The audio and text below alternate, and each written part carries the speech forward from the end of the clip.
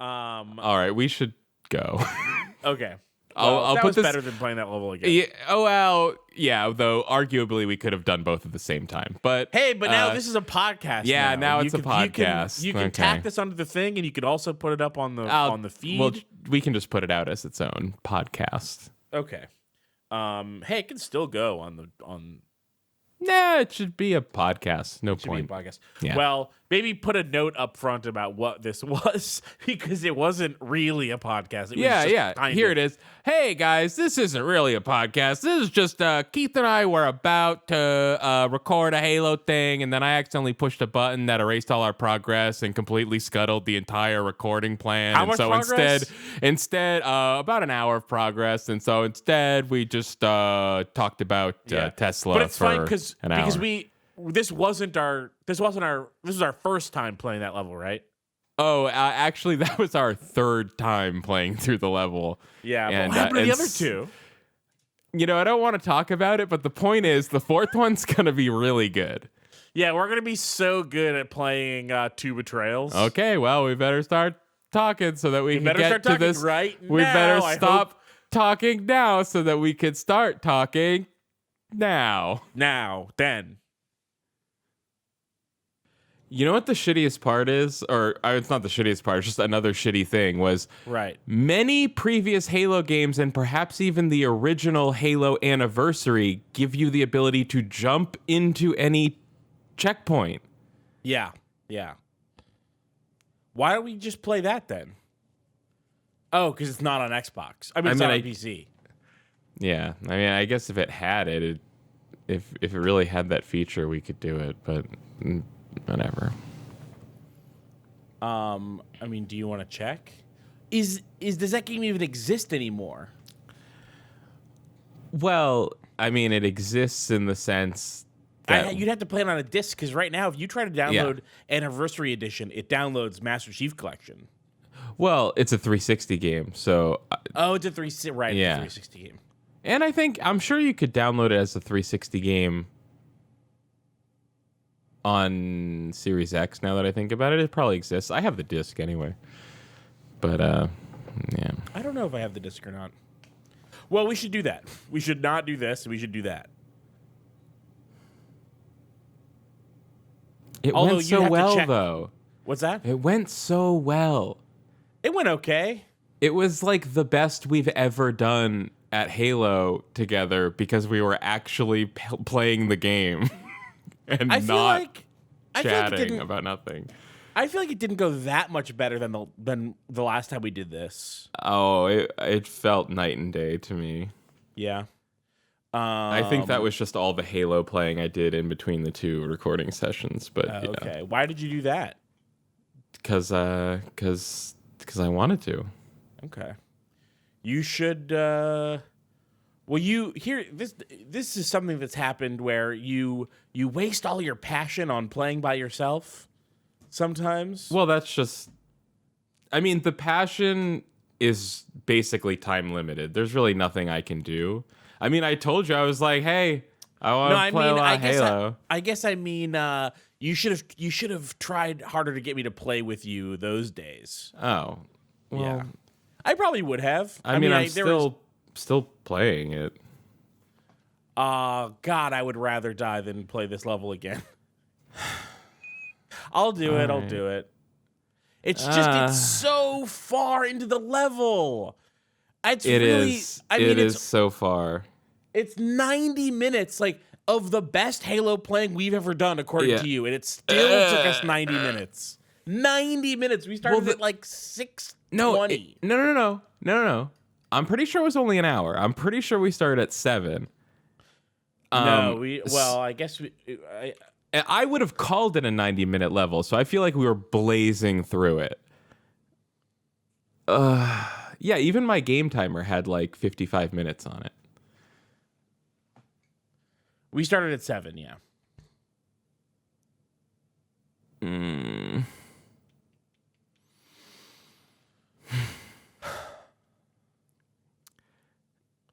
I mean, I feel like we either just stop or we just record this one or something. I don't. Yeah, I guess I don't we even can know if that record makes this sense. It one. just feels like a waste to not record even more. Why don't we record a different game? Why don't we do a different thing? Okay, just don't wanna. Okay, well, Halo is so much fun. I'm sorry about reality. But No. we have to do. Reality No? can be whatever we want it to be. Right, but sometimes that means reality has to be what I want it to be, and I want it to be not this level of Halo again. No, you're just gonna make me watch you play Dragon's Dogma 2. I mean, I would love that, but we don't have to do Dragon's Dogma 2. Man, look at this fucking sick ass Halo in this leather, fake like mini Halo. Yeah, I know.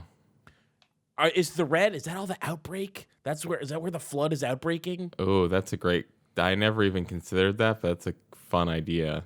Yeah, and it's just like most of the planet. I feel like it looks like something that was like some kind of shader accident and they decided it looked good or something. Like It was a mistake and they left it. I love the idea that like the easiest way to make a planet would be to make an entire cross section of a planet instead of just make a small orb. Or like a platform. Like yeah, I mean, it makes no sense. It's just silly. Well, you know, the original, like, the Larry Niven concept of it was basically like a slice of a Dyson sphere. So the ring would be as wide as, like, the orbit of Earth. So it would be like a billion Earths, like, surface area-wise or something. Okay. I don't really know what a Dyson sphere is. I thought that it was a ball that you put around a sun. Yeah. In order that's to exactly capture what it is. 100% of the energy of the sun. Yeah. But that doesn't have to be. It doesn't have to be as far out as the orbit of the Earth, or does it have to? It has to be far enough out that it doesn't melt. That's the idea. Yeah. I think the idea is just like, well, to humans, the orbit of the Earth is the ideal distance to be from the sun. It's so stupid. I just feel like. Yeah, you feel like it wouldn't have to be a whole sphere; it could just be a ring. It could just be a ring, right? Yeah, exactly. I think a ring world. Halo. I think, and maybe this isn't true. I feel like we could make a ring now. On Earth, I think we could do it. Oh, on Earth we could build a ring. Yeah, we could. How big? We have lots of rings. We have tons of small rings. Yeah. Oh, right. Yeah, we have rings. They're just small. They go on fingers. Yeah. Oh, exactly. So job done. Right. Chainmail. That's lots of tiny rings. Yeah. I'm thinking that we just make a planet, a solar planet. Right. Just throw out. Yeah. Because I'm thinking Earth is done. Too hard to fix. Junk it. Yeah, junk it. We don't fix things anymore. That's not how we do things. Right. Why would we fix something when we don't fix? We replace. Yeah. So build a ring world. We don't replace. Build a ring world. It'll only take like 1,000,000 times the amount of matter on Earth. I want to stay on Earth. I want to build the ring and send it into space just to collect energy, like a Dyson sphere. Oh, just build like a solar farm planet. Panels. Yeah. You're just talking about solar panels. They don't have to go into space. We can have them here. No, because it needs to be the size of a planet. How do we get the energy from space? Is there going to be like a cable? Why not? Just run. So it gets up there, and then it shoots back a cable. It shoots back a cable, and then we just have a cable connecting us to this thing. Okay, well, I was gonna say, what if it just shoots like a concentrated energy beam, like a sunbeam, like a Kamehameha right from the sun? Then I thought, just send up a giant magnifying glass and have that collect. A magnifying glass is like a solar ray collector, if you think about it. So you're saying use a prism to focus the sun's rays, a giant lens to focus all the the sun's energy rays into one a place. point, and then have that point be on Earth. Right. At that point is where it collects the energy of the focused rays. Yes. Yeah, that's great. That's a great idea. I like it. Call up the scientists. Call up the U.S. military. We're working with them on this one. I'm sorry. They all work for Tesla. They're all working for Tesla now. That's fine. Tesla's in as long as we can give them earned tax credits that they can then sell to General Electric.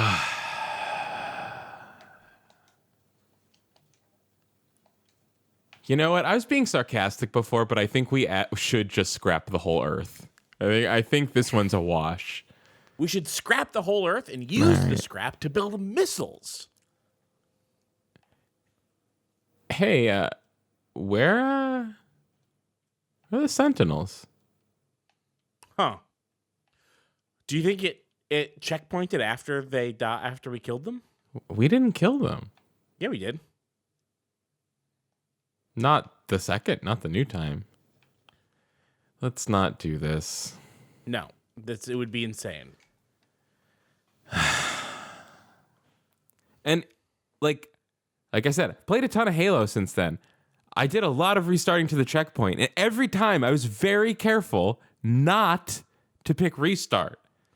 It's so easy to build in a thing that says, "Are you sure this will send you back to the beginning of the level?" It's so easy not to put the level restart button right next to the checkpoint restart button. Even if you were a psycho freak that wanted to do that, then you could still build in the thing that says like, "Halt.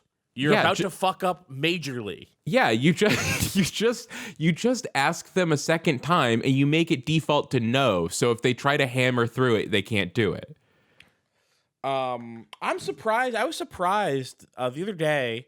We're recording this, so I can talk as if that this is going to be released somewhere. I'll tag it on the end of the eventual video.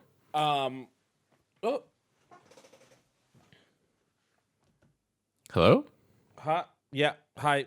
What happened? Sorry, I pressed a button. I did what you did, but in a way that didn't matter, where I accidentally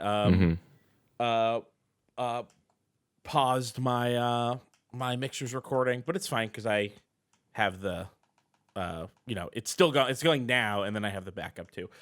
Anyway, I was surprised because I was asking because we're in a hyper saturated market for retro handhelds. It's been the hot thing for a year, 2 years, something like that. Sure. There's so many companies, more but they're finally like good in the last couple years. Oh. And I asked your opinion about them because I'm seeing them all the time, and I was surprised to hear you be like, "No, not into it." Well, I was in the middle of playing through like Ratchet and Clank 2 on my Vita and being like, I fucking hate the whole experience of using this device. Like, not the Vita specifically, but like the form factor of the thing. Yeah, I know and just like portable systems, just your TV. Yeah, portable systems just not for me. And but think plus, think about it this way. What? So there's two. I have two counters. The first counter is Vita's small, cramped. Get one that's a little bigger. Right. That's a big help. And then the second thing is Ratchet and Clank is one thing, but what about Nintendo and Super Nintendo and Genesis and like all these games that like are so much easier to just like play with one thumb on the D-pad and like very little other engagement with the tiny little controller. And these are games that you like to play. You like to play those games. I also have right. For me personally, I already have many available avenues for this sort of thing. So it's not really something I need. Yeah, but you're in a mail truck. What are you going to do when you're in your mail truck and you want to play Chrono Trigger? That is a perfect example of something I might want to do. Yeah. That's why I was playing Ratchet and Clank on the Vita, was so I could do it in the mail truck. And I don't know if you remember this. Like, I could go off for an hour about this, but the Ratchet and Clank collection on the Vita, they put it out on the Vita and they put it out on the PS3. it's not cross-buy or cross-save. You can't transfer the save file between the two versions, even though that functionality existed. And on top of that, okay, now if I want to play between the Vita and my TV, I could use my Vita TV, right? That's just a Vita that plugs into your TV. Yeah. No. They specifically block the Ratchet and Clank collection on the Vita TV because they want you to buy the PS3 version to play on your TV. Isn't crazy that that Sony is like a little bit like Nintendo in that way? It's wild. Why are they like that? What is going on over there? And it's a Sony game. Yeah, it's a Sony game. That's what I'm saying. They're so odd. And I bought your game twice. Just let me switch the save file. What's wrong with you? I'm trying to give you money. And I'll say this, one more point in the column of piracy and retro handhelds. Piracy, and, is just that all you have to do is download like a Google Sync app, and then you can automatically have save files transfer between your handheld and your PC emulators. You're right. This goes one level deeper, though. Just a real quick to give you an insight into the world of madness I went into. Because of this whole thing, I was going crazy, specifically because the Vita has the back touch, and they use the back touch for like R2 and L2 when they adapt to like when there's not enough buttons. Right. And Ratchet and Clank uses that for strafe. So it's super important. It's extremely difficult to use on the back touch. I'm driving myself crazy. I'm like, I just want to use a controller so I can use an R2. And so I went to the lengths of hacking my Vita TV to remove the game restrictions so that I could play Ratchet on the TV. It took like a couple hours. I had to scour like YouTube tutorials and all this stuff. And at the end of it all, I got into the game and I pulled the R2 button and nothing worked because the game was programmed for back touch, not for R2 buttons, because the Vita does not have an R2 button, so it didn't matter. These retro handhelds, they've got R2 buttons. They've got R2 buttons out the ass. It's true. Switch also does. That's what I'll say. So, like, I've used a Vita a little bit. I really don't like the analog sticks on that thing. They're just too small. The Vita, obviously, it's way better than the original PSP. Whatever ground Nintendo covered going from like the Vita analog stick to the Joy-Con analog stick, they like fixed it. Like the Joy-Cons are fine and the Vita sticks suck. What do you mean? Oh, you're talking about just in thumbstick technology. Yeah, just whatever improvement they made. I mean, obviously they didn't do an amazing job since there's 100% failure rate on Joy-Con analog sticks. Right, but that's the Nintendo issue. That's not the problem. That is not the fault of the technology within the stick. That's a soldering issue, I believe. More or less. It's like a sensor issue. Like the sensors get dirty or something. You know about the new Hall sensors? Hall sensors. Yeah. Like, it's just a new way to do joysticks. It uses electromagnetic sensors to sense. Oh, no joystick, touch, right? Right. Yeah. So so these are nice. I was thinking about. I've been thinking for so long about these retro. I've been thinking for so long about these retro handhelds because I want to be able to play these games. Dreamcast. I don't play enough old games. I want to play Dreamcast games on the couch. I've been wanting to play Dreamcast games on a handheld for just ever. Yeah, that's the thing is like you talk all day about Super Nintendo, but you got to get one that can run Dreamcast good. The Dreamcast, you want a retro handheld that plays Dreamcast games, you're looking at $80. It's nothing. It's That's nothing. Great. I love that. Yeah. I love that for us as a society. Yeah. The Dreamcast, it's more popular than ever. People are clamoring for Dreamcast games.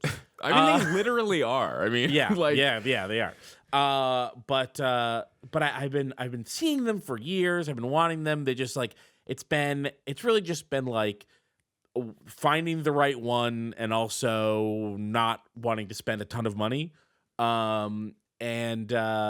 Last summer, friends of the table, co-host Janine Hawkins gave me her old Retroid Pocket 2. Right. Yeah. I used it a bunch, but also I never got it to work right because for some reason it wouldn't recognize it wouldn't see my Wi-Fi, and so I could never update anything. and I could never use like the feature where you could download ROMs like right from the device. So I couldn't update anything. I couldn't change the library. Just like nothing ever worked. I don't know why. I think it was like some weird issue with how it. I don't know. I don't know why. I genuinely couldn't figure it out. And then I factory reset it without really looking up how to do that. And then I accidentally deleted like the whole front end that like makes Directroid stuff work. And that is fixable. But it was like, it's like now I have like a game handheld shaped Linux PC. it's actually the world's worst Android phone. Yeah, shaped like what if Super Nintendo made a handheld, like a DS with one screen. Yeah, It looks like a cross between a Super Nintendo and a 2DS is what it looks like. But it's fixable, but it took me a while to fix it, and also the second analog stick on this thing isn't good. It's actually actively bad. It's like a slider, like the Right. Yeah. So, but the left analog stick is fine. So I was like, okay, I think it's time to upgrade this thing, and so I was thinking a lot about them, and I'm gonna return this thing that I bought to Amazon. Oh wait, which one did you buy? I thought you just had the retro. No, I have in between us talking about it and now I have acquired this thing. I like it. It's very charming. It's just a little bit too small for my hands. It's shorter than the Retroid and a little heavier because it's made of metal. But it's very charming. The Anbernic 405M. Anbernic. The Anbernic 405M. And I'm genuinely charmed, but I'm like mad that I have decided to return it to find something else because I do really like it as an object. I have it in gray, but I've been playing GameCube games on it. It just barely plays GameCube games, and I've been playing Super Mario Strikers, and I've been playing. Which model do you have? The Anbernic 405M. RG405. I guess. Sure. Yeah, that's sort of all of their models are RG something. Yeah, this thing looks pretty cool. Does it have the colored buttons, or you just have gray buttons? It does have the colored buttons, yeah. Cool. But just a little bit too small. Black with colored letters or colored buttons? Colored buttons. All right. It's gray with colored buttons. Okay. White I see letters. There's two options here. I just want to make sure you got the correct the gray. one. It looks great. I really like the rubber on the back that's like keeps it on a table. I see. It's also kind of nice. Like it's just a point for my fingers to rest on where it's not slippery. But I was playing two Pokemon ROM hacks. I was playing Pokemon Crystal Clear for the Game Boy Color, which is a open world mod for ROM hack for Crystal? For Crystal, where you can start in a new town. Sick. And everybody scales to your level, but the wild Pokemon don't. So if you start in a harder or in a later game area, it's like kind of tricky to navigate. But then there's also there's no gatekeeping. I guess gatekeeping. There's no like everything's open. Like all the world stuff. Like, oh, you need cut to go in here. Oh, you need a ticket on the thing to go in here. Oh, you need surf to go here. They've like solved all that, so you can do anything in any order. Cool. And that was a lot of fun. So what was the problem? I was playing Pokemon Glazed for the GBA. But which is like a full original story thing for the GBA. The problem was it was hurting my thumb. It was hurting my thumb because it was too small. Just a lot of whole, and I don't remember this from being a kid and playing Game Boy and Game Boy Advance, which are like way smaller than these things. I definitely was bending my thumb way more to play those. Yeah. But was it like a stiff D-pad or? No. Sorry, it was the my right hand on the buttons that was hurting, not my left hand. This also is like maybe a repetitive stress thing. Last year I switched from a regular mouse to a vertical mouse. Have you seen vertical mice? Oh yeah, I have one. In order to not have a hand pain, I was getting pain on the bottom of the side of my hand, like from my wrist to the pinky knuckle. Is that where you got your pain for you too? I think so. Something like that. Like when you go to shake someone's hand, the bottom of that. I know what you're saying. Okay. And it was hurting, and I was getting that same kind of pain playing this thing. And I think that it's just a hand position and size of the. So I'm just like, I need to return this and get something bigger. That's basically what I've decided. And this gets to exactly basically my problem with handhelds. Is just like they feel uncomfortable for my body to play. Yeah. I didn't stop playing it, and I haven't been having the issue. I think it was a combination of playing it too much in one day. I played for hours. Yeah. And does this thing have like a TV out? No, that's the other thing. It doesn't have a TV out. It might have deal breaker USB-C video out. Okay. But there's other things in this thing's sort of bracket that do have video out. I would have to get that. Yeah. And that is important to me. The thing that this one has that a lot of the other things don't have is it has the analog stick, the left analog stick, in the top position, not the bottom position. Because first of all, I like Xbox controllers. Everybody knows that I've always hated. I know. Yeah, analog I know. Stick on the bottom. You're a top joystick queen. We all know. But I think you've just got to admit that with a device this shape, if you're going to be playing analog stick games, you want it up top in a more natural, less cramped position. I think so. I think you're probably right. Yeah. Because I'm thinking that's not what I have with Ratchet and Clank, and it is a bummer. Look at the Retroid Pocket 4 and 4 Pro. This is like this is sort of like, it's got HDMI out, it's got USB-C video out. Okay. It's more powerful by kind of a wide margin, and it's got the analog stick in the wrong position. Oh, look at this thing here, though. Look at this. I don't know. I'm kind of liking what I'm seeing. I'm looking at this. I don't think I could do it, even though I want it.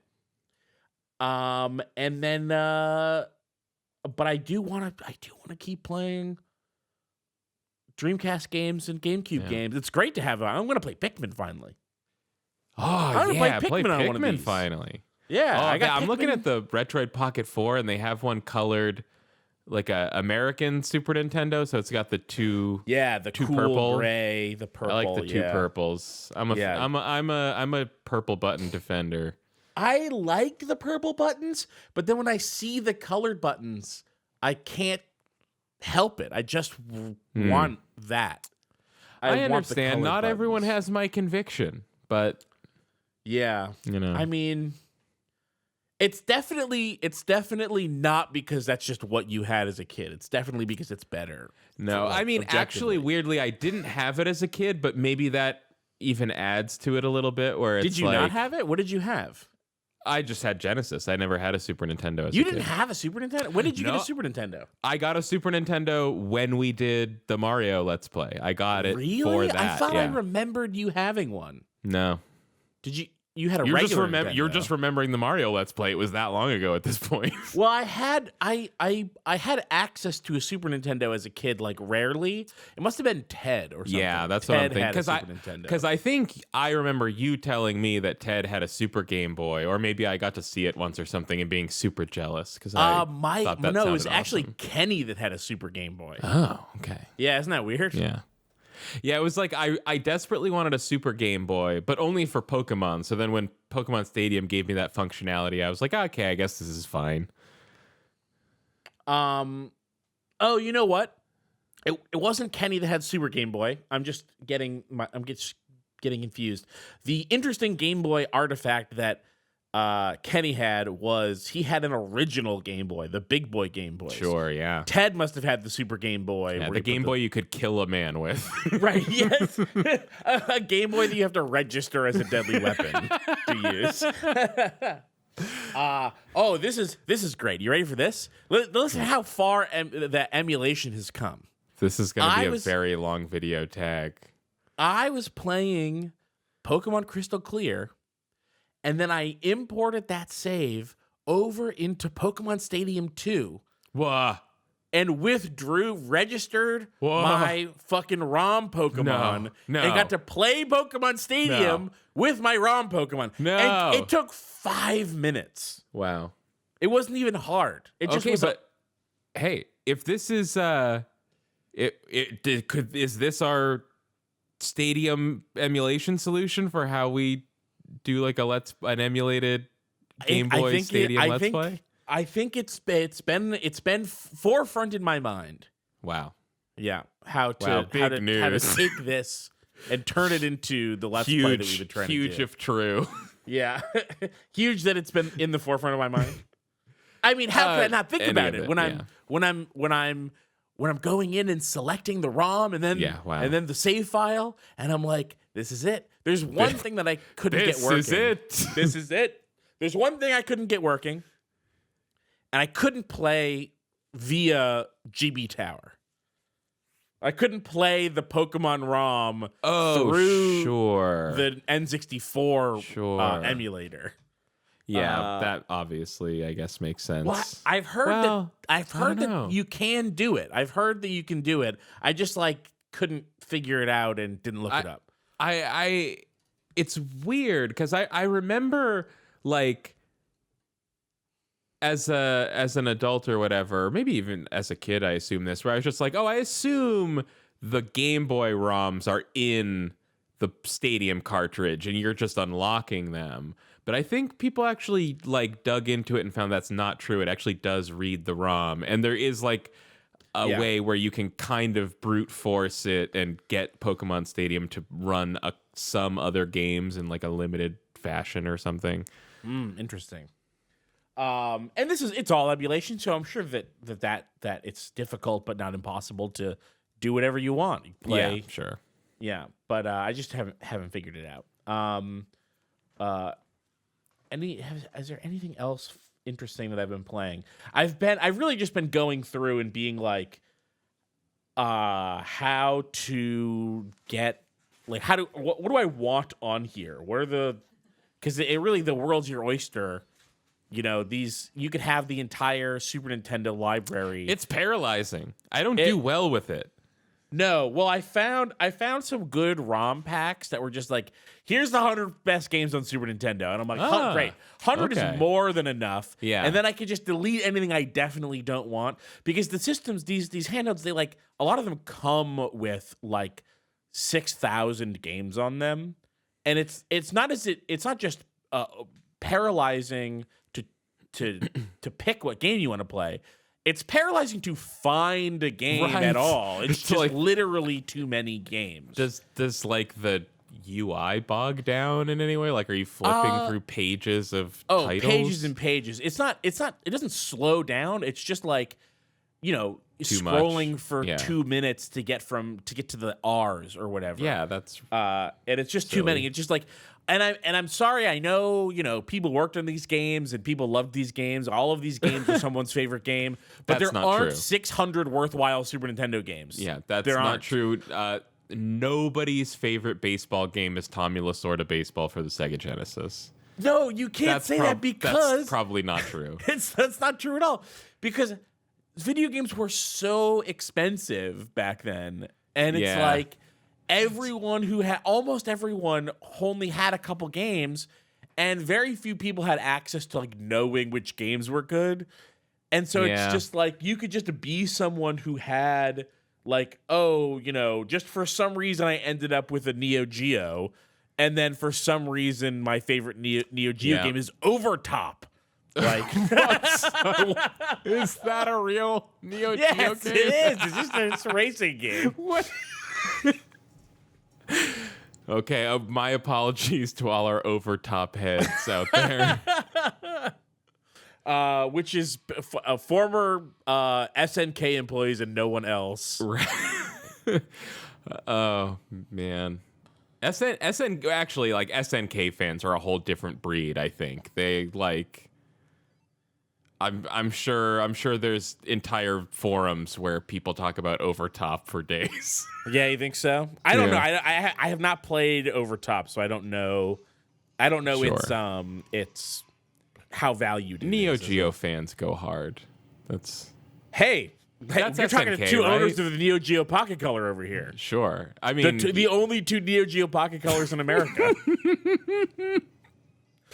that is not true. I heard Jeff Gerstmann and Ryan Davis both had them. Okay. All right. Hey, look, I got Overtop going here. Okay. This is okay. Sure. Why wouldn't it be? It's an isometric. I'm driving a hatchback, isometric style. Overtop is just like such a like bad name. It's like It is a bad name. It's a bad somehow name. like generic and also nonsensical. It reminds me of like It reminds me of like the EV company VinFast. Do you know about VinFast? No. It's like a Vietnamese. They breed EVs for Pokemon players. It's a Vietnamese car company, and their first foray into the American market is this SUV. I feel bad. I wish that it was good and they could be successful, but it sounds pretty bad. But Okay. it sounds like it was bad and whatever. I think it's a tough market. I don't expect them to do well, but just VinFast is possibly the worst. That the worst- sounds like it sounds like 7-zip. It sounds like it literally like a file a utility from like 1995. Yeah, I'm not sure they would like. The thing is, VIN stands for vehicle identification number, so VinFast sounds like a DMV middleware or something. Like it sounds like it's for DMV clerks to like do their work faster. Yeah. And what's wrong with the car? I think it's just it's EV shit where like the whole thing is basically a video game. So if the video game developers did it bad, then it's not going to be a good car, and it's like that thing, where it's like basically a video game. Well, it's just like it's a computer running everything. So if the software settings are just like if they just pick bad settings, then the car sucks. And they can patch it, but then the patch has to be good. VinFast Auto, a high risk, high reward EV play. Sick. Yeah. What makes it high reward? I guess if it's I think this window is now maybe closing faster than people want it to, but for a little while you could become a new EV manufacturer. Yeah, you could hit it big by becoming a prominent EV manufacturer. I think this is wrong. I think that a new window is opening, and it's not that no one can make a new EV. Like you can become like an EV startup and become like the new Tesla. Like becoming the new Tesla is closing, but I think there's this wide open window for someone to come in and make like a really solid electric car that is nothing like Tesla. Yeah. Get rid of the screens. Make it like a car from 2005 that happens to be an electric car. Yes, exactly. Like it's funny. I was looking at like the original Tesla Roadster, which is just really like their like proof of concept. And there's just like a Lotus with electric batteries, right? Yeah, there's like no screen in it at all practically. And I'm just like, yeah, that one. Do that. Yeah, that's the problem with synthesizers. That is the problem with the VinFast is that it is totally going for like if you just look at the interior, it looks like it's trying to trick you into thinking it's a Tesla, which is just not appealing to me in the least. I mean, like it's a cost saving measure. Like they literally don't put enough like HUDs and gauges in the car, like because it would be more expensive. And they pretend that they're doing like an Apple aesthetic thing, but it's really just they're cheaping out. So in synthesizers, there's a lot of ways to make a synthesizer. There's analog and digital, and there's subtractive synthesis and FM synthesis and wavetable synthesis.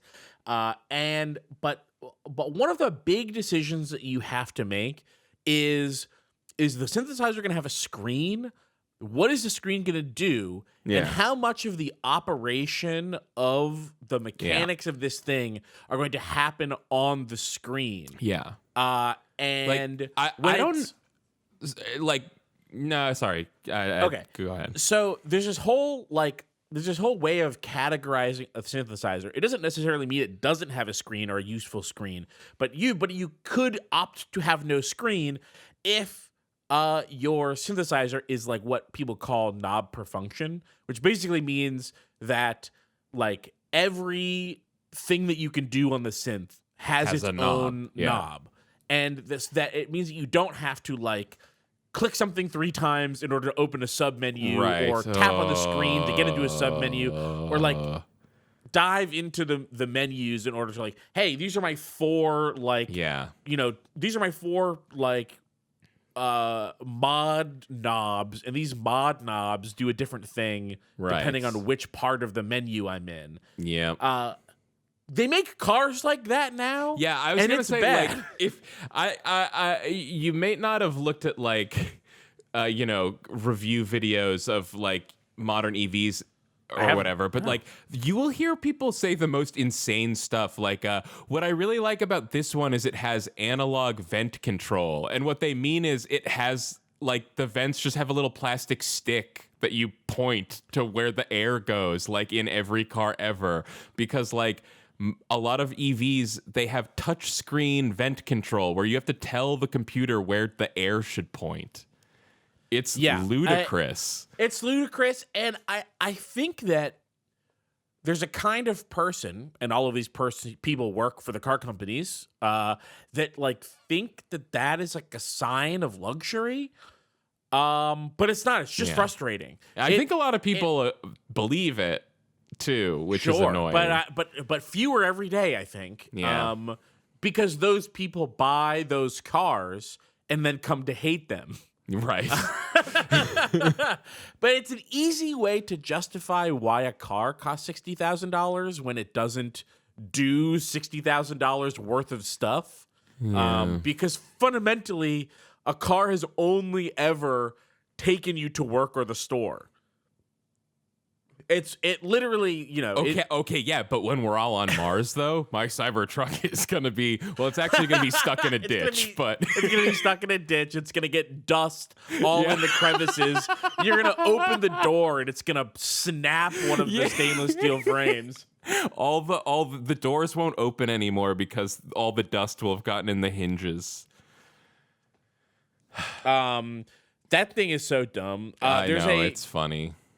There's a there's a lot of coffee people on YouTube, obviously.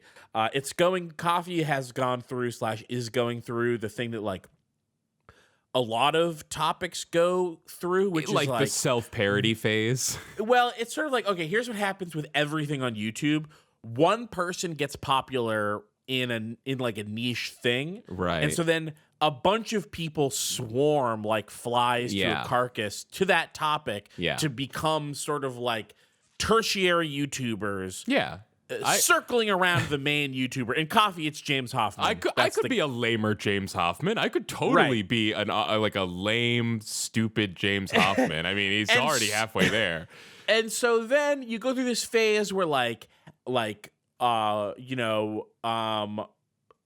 high tide raises all boats. What's the term? What's the expression? Rising tide lifts all ships. Lifts all ships. Yeah.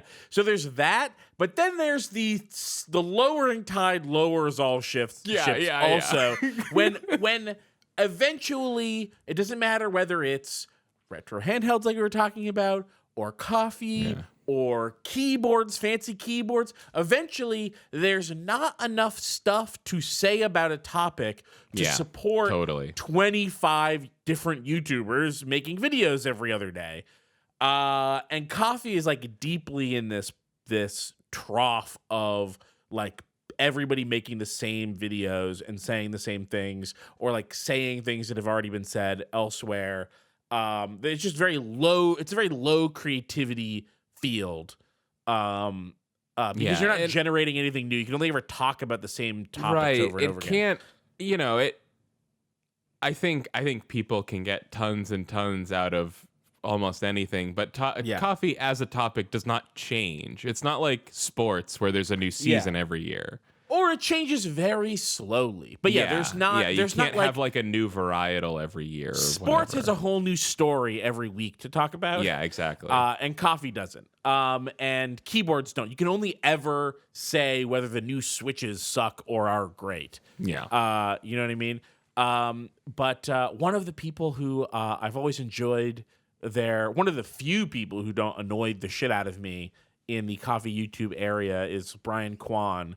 And or at least until now, because he's now like friends with or involved with or something. I don't know what his involvement is, but I've seen it multiple times now on his Instagram and YouTube. But these people that he's like palling around with who have decided to order their entire like online persona around the fact that they're like powering all of they have like a mobile coffee shop that powers everything with a Cybertruck. And it's just like, I get I that cannot believe that was the end of the sentence. I cannot believe that. I understand, and I want to be clear. I understand that if you need to plug 8 power-hungry things in to your mobile coffee shop, maybe it does make sense to have a Cybertruck that you've smartly wrapped in a vinyl wrap so that it doesn't die in 8 minutes. Right, yeah. And I gotta say, the matte blue Cybertruck does look way better. But I don't know. So I understand the practicality of like, well, we have a mobile coffee shop and this is a rolling battery. So let's get this and it'll help us do our mobile coffee shop thing. Whatever. I guess it seems like an expensive way to solve that problem. To me. I guess I would say, considering how much attention Cybertrucks get, it's, I guess, a great like business stunt. No, it's a terrible business stunt because well, I'll tell you why. Because they've ordered their whole self-marketing around the fact that they're doing this with a Cybertruck, and the comments are full of they have now turned their customer base into either people who like Cybertrucks or people who hate Cybertrucks / Elon Musk. Right. So it's now like everyone with a brain is like really annoyed. Politicized their coffee they've actually business. politicized their coffee business with because a truck. people are just like, people are just commenting like, it's actually really fucking stupid that you have a Cybertruck. Why would you spend $80,000, whatever it costs to get a Cybertruck? Why would you spend that money to have the world's stupidest mobile battery? And then there's also people like, amazing, love it. Like, wow, this is the future. Yeah. At least I know there'll be coffee bars on Mars.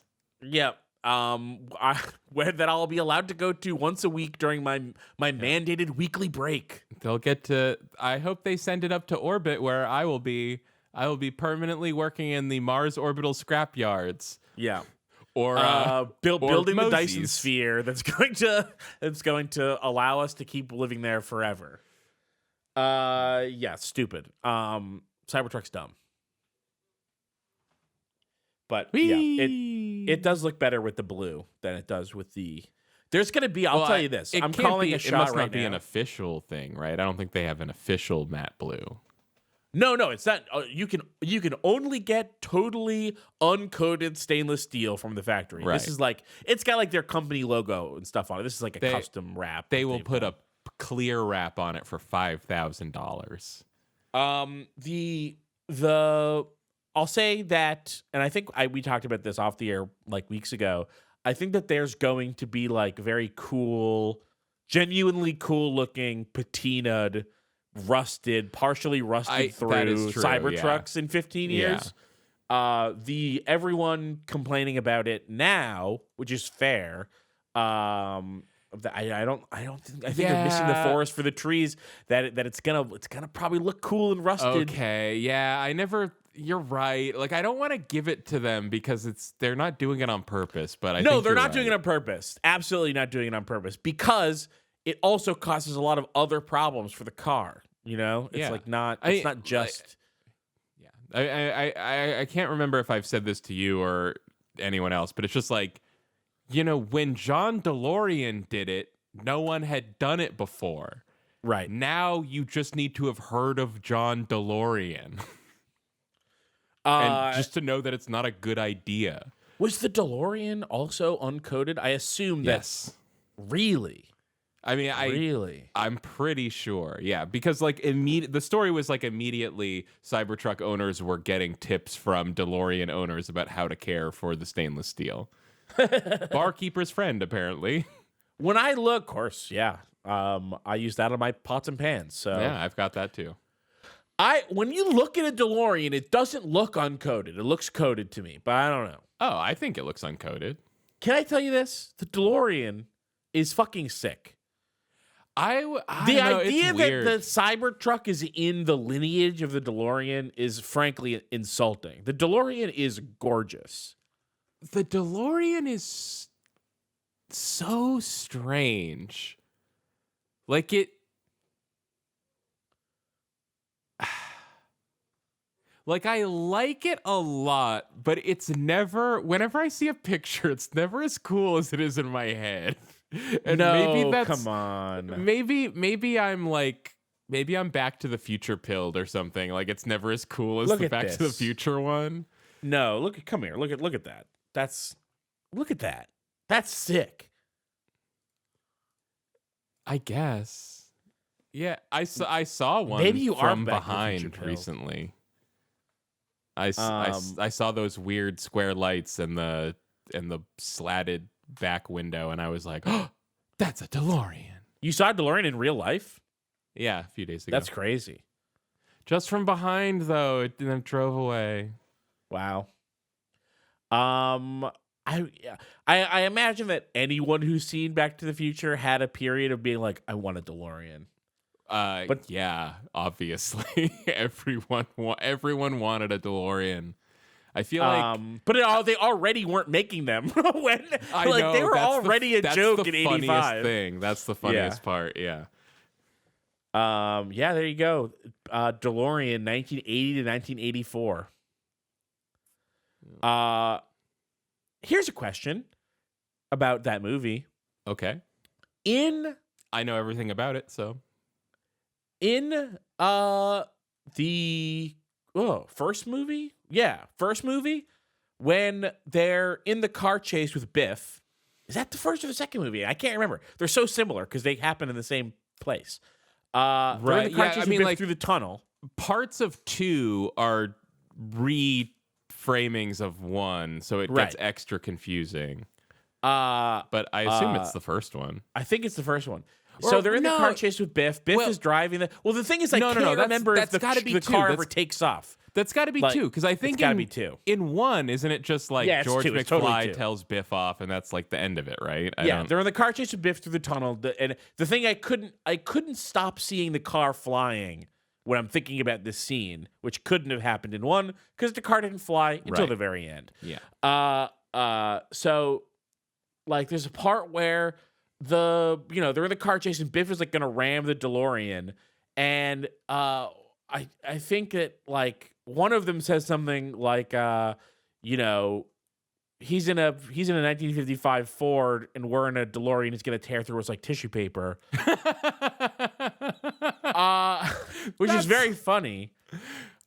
And definitely the truck is heavier. That's funny. But the DeLorean's made of stainless steel, right? It's not aluminum. It's not plastic frame.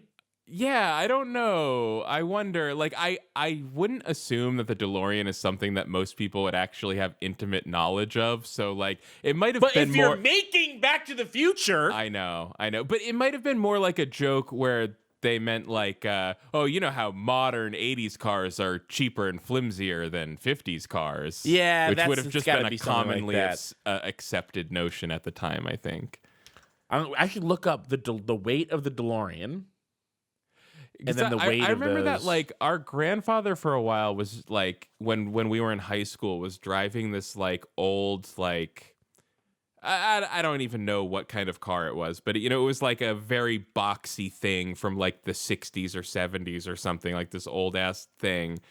And I remember, like, people making comments like, hey, well, I mean, it's old and shitty and has terrible gas mileage, but I guess you'll be safe in a crash. I'm like, dude, like, no, you won't. In a crash, the engine will be where you are. Like, there's no internal structure to it at all.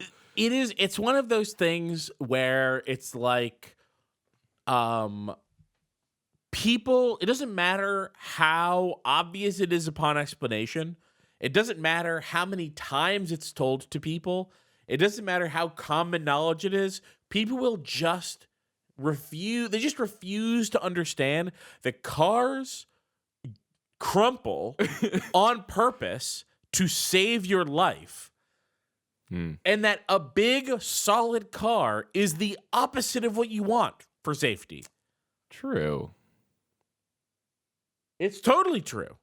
I mean, at least I think there's a lot of things that go into car safety, but my understanding is just, like those old cars, it was like there was no internal structures was like the problem. There was nothing keeping the engine from not just going into the cab, Yeah, that's also true. But like when you hit, you want to be a sponge when you're driving into a tree. Yeah, you do not want to be a tree driving into a tree. You'll explode. Yeah, obviously this has come up a lot with the Cybertruck because of its high rigidity. Yeah. It's turgid. Ooh. It's turgid?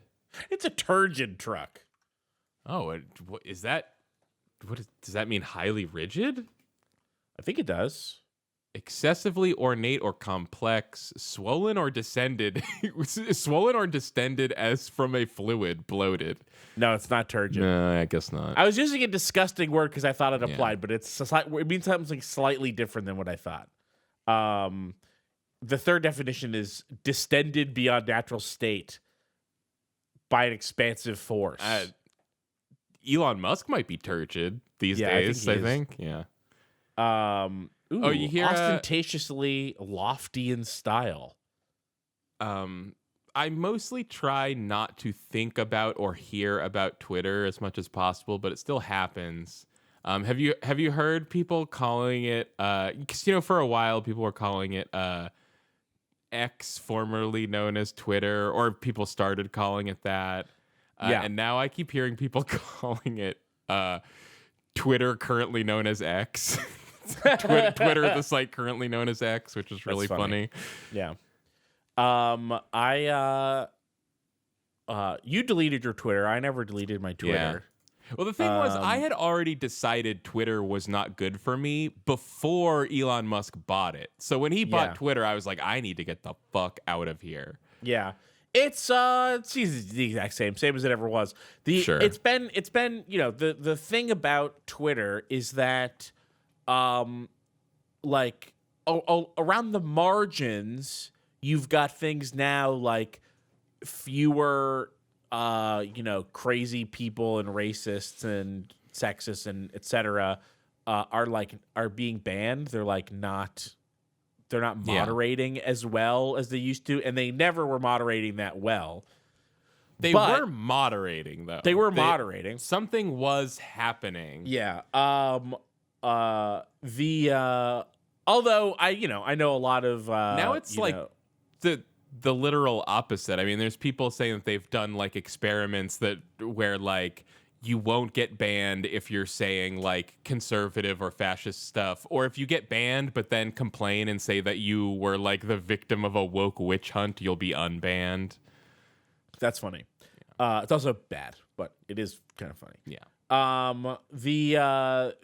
But besides that, I have drastically cut back on my Twitter usage over the last 2 years, but for me, Twitter, it feels the exact same.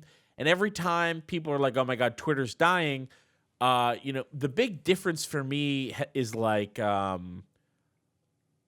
Twitter's exactly the same except for all the people talking about how Twitter's dying. But other than that, it's the exact same. Right. Like there was a couple times from Elon Musk stuff where like the site broke for 45 minutes or a day, or he made some change that people were, losing their minds over. And everything that he's done has been bad. He's done nothing but ruin the site slowly. But the other thing is that it is the same. It isn't. It is like not. It hasn't suddenly become unusable. Yeah. It's more like watching him squander something that he spent $50 billion on, and less about him like ruining somewhere that I've spent 15 years of time. To me, this is like the most extravagant destruction of wealth that wasn't done Yeah. through like malfeasance or crime. Like, Yeah. you know, it's not like, you know, a lot of times it's like, oh, there was like shady trading going on that shouldn't have happened and laws were broken. This is just like he just did the dumbest thing. Yeah, you just and every decision is worse than the last. Like I remember when one day instead of saying like tweet and retweet, it said like post and repost. Right. And it's just like to be Elon Musk and to not own understand the words tweet the and retweet. value, to not understand the value of like the most successful like new words since Google it. Yeah. Seriously. Like threads would kill to be able to say tweet and retweet. Yeah, threads would kill if people felt the same way about saying like rethread that they feel about saying retweet. Like it is such an important thing for people. YouTube doesn't have a word. TikTok doesn't have a word. Twitter had a word. Twitter had 2 words, which is crazy. And he just like got rid of it because he was like, it's X now for no reason. Yeah, it's X now. X, the everything app. Well, it has to be called X because it's going to be the everything app. But there's your AI assistant now. I'm constantly using Grok, the X AI. Oh, right. Yeah, Grok has improved my life. I'm now... I don't even know what you can use Grok for. A lot of people are saying that Grok is useless and that it doesn't do anything very well and that it doesn't work very well. It's old, outdated AI technology. Some people are even claiming that no one on Earth knows what Grok is or what it does because it's behind a paywall. But those people are just jealous of those of us who are on the other side of that paywall. I'll say this: it is like really hilarious how severely the course of the blue check on Twitter has changed over time. Not just from Elon Musk to now, but like from the beginning of Twitter, where it was kind of a signifier that you were someone. Like for some reason you had a blue check, you were important, and then it gets sort of over disseminated to where like all you had to do was be some shithead that worked for the Washington Post. Sometimes all you had to do was be somebody that conceivably might get impersonated, maybe. Yeah, but like not as even a that. joke. Like I would see people because it was really like you worked for a company and the company would make a deal that would get everybody that worked for them a blue check. Yeah. You know, like everybody that made content for them a blue check, which means like you could be a contributor for some no name website and have a blue check and 200 followers. And it's like you're more likely to do the impersonating than be impersonated. And